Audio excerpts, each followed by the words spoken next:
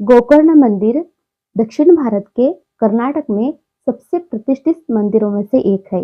जैसे कि महाबलेश्वर मंदिर दक्षिण भारत में सबसे प्रतिष्ठित मंदिरों में से एक है, वह है कर्नाटक में।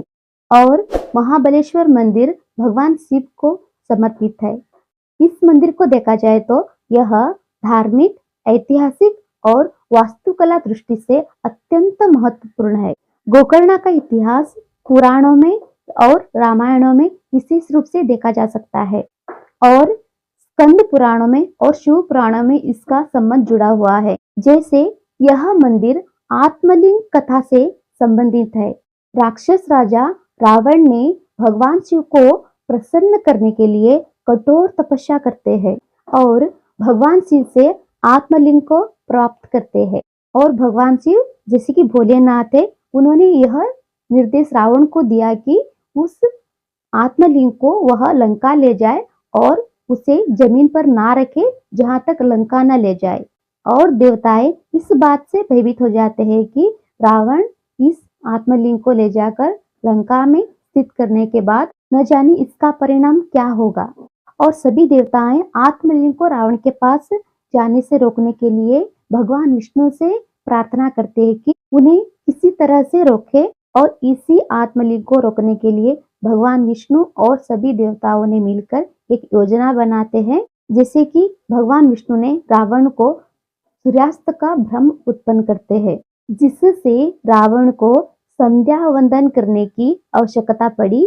संध्या वंदन का मतलब होता है कि शाम की पूजा, जो रावण अक्सर करते थे। और वही प्रकट होते हैं कि भगवान गणेश जी एक छोटे से बालक के रूप में वहां पर प्रकट होते हैं। और रावण अपनी शाम की पूजा के लिए स्नान करने के लिए जब समुद्र में जाता है, तभी भोलेनाथ ने तो बताया था कि इस आत्मलिंग को नीचे ना रखे जब तक वह लंका न ले जाए। लेकिन उनको संध्या वंदन करने की जरूरत पड़ गई। तभी उन्होंने क्या किया कि वहां पर वह उस बालक मतलब वह गणेश जी थे।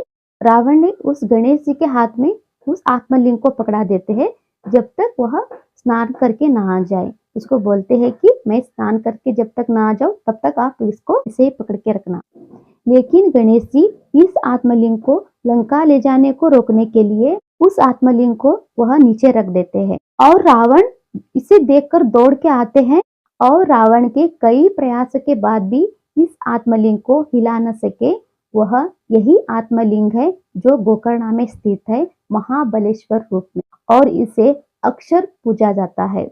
महाबलेश्वर यह बहुत अत्यंत प्रसिद्ध एक मंदिर है जो कर्नाटक के गोकर्ण में स्थित है। तो चलिए जानते हैं कि इस मंदिर के ऐतिहासिक और सांस्कृतिक महत्व को। यह मंदिर 4वीं शताब्दी का माना जाता है और इस मंदिर में चालुक्य वंशों का योगदान अत्यंत है। इस मंदिर की वास्तुकला में द्रविड़ शैली और सुंदर नक्काशी दिखाई देती है।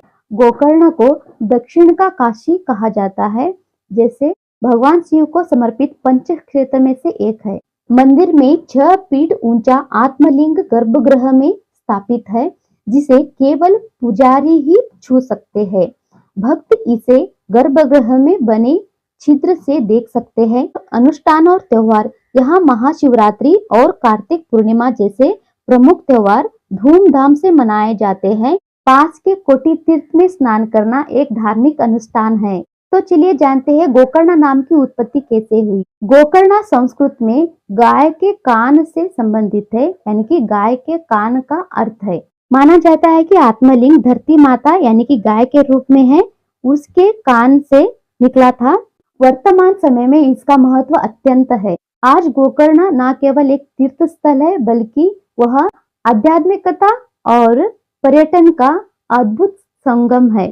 महाबलेश्वर मंदिर सदियों की आस्था और पौराणिकता का प्रतीक माना जाता है। जानते हैं कि गोकर्ण के आसपास घूमने लायक स्थलों के बारे में। ओम बीच, यह गोकर्ण में स्थित सबसे प्रसिद्ध पर्यटन स्थल है और यहाँ पर देशों विदेशों से लोग पर्यटन की वजह से आते हैं। जैसे कि टूरिज्म यहाँ के लोगों का आर्थिक स्रोत है। ओम बीच के अलावा यहाँ पर कई सारे पर्यटन क्षेत्र है, जैसे कि याना चट्टाने यहाँ से 53 किलोमीटर दूर में है और 80 किलोमीटर में आता है मुर्डेश्वर क्षेत्र। और कारवार 65 किलोमीटर में आता है। यह सभी निकटवर्ती आकर्षण और जिन्हें गोकर्ण के साथ देखा जा सकता है। जब भी आप गोकर्ण में जाएंगे तो ये सभी स्थलों को आप देख पाएंगे, जैसे कि मुर्डेश्वर और याना की चट्टानें और कारवार तालुक के कई सारे क्षेत्रों को। और सबको ख्याल आता होगा कि गोकर्ण और ओम बीच को कैसे पहुंचे, उसको भी देख लेते हैं। ओम बीच गोकर्ण शहर से लगभग 6 किलोमीटर दूरी पर है। गोकर्ण बेंगलुरु से 500 किलोमीटर और मंगलुरु से 230 किलोमीटर दूर है। तो यहाँ पर जाने के लिए सबसे नजदीक का एयरपोर्ट जो गोवा का एयरपोर्ट है, और रेलवे स्टेशन को देखा जाए तो यह अंकोला में रेलवे स्टेशन है। गोवा एयरपोर्ट गोकर्ण से 150 किलोमीटर दूरी में है। इसके अलावा गोकर्ण और ओम बीच पहुंचने के लिए कई सारे अनुकूलतम सुविधाएं हैं, जैसे कि ऑटो और टैक्सी किराए पर ली जा सकती है। ओम बीच और गोकर्ण के पास ठहरने के स्थान जैसे कि जंगल लॉज और रिजॉर्ट भी गोकर्ण में है। गोकर्ण में ओम बीच के ठीक बगल में ओम बीच रिजॉर्ट संचालित है। शहर में कई होटल और बीच साइड रिजॉर्ट और कई सारे होम स्टे है। और गोकर्ण के अलावा यहाँ पर आसपास के कई सारे क्षेत्र भी है, और गोकर्ण शहर जो है ऐतिहासिक रूप से भी प्रसिद्ध है। और वैसे ही उत्तर कन्नड़ डिस्ट्रिक्ट में जानने लायक और भी क्षेत्र है, उनको भी जानेंगे नेक्स्ट वीडियो में। इसी के साथ हम चलते हैं, तब तक के लिए नमस्कार।